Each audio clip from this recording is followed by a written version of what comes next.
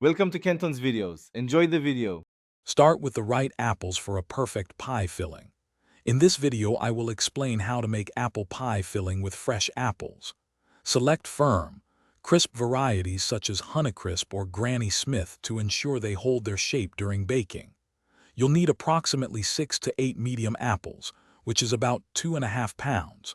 Prepare them by peeling, coring, and slicing them into uniform 1/4 inch thick pieces. Now let's combine everything for that delicious filling.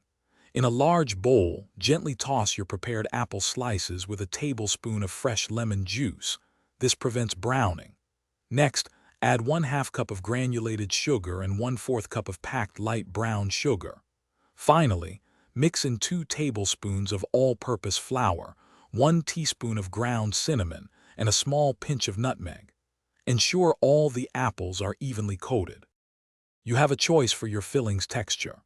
For a softer, more pre-cooked consistency, gently cook the apple mixture on the stovetop over medium heat for about 5 to 7 minutes, until the apples are slightly tender.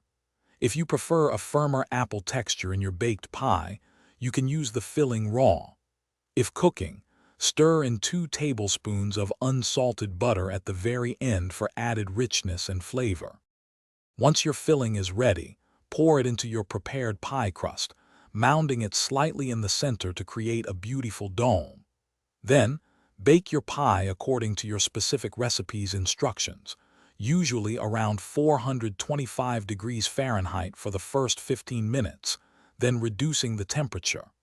Leftover filling can be stored in an airtight container in the refrigerator for up to 3 days. For other great deals and to check out those leak-proof containers for easy meal prep, be sure to check the link in the description below.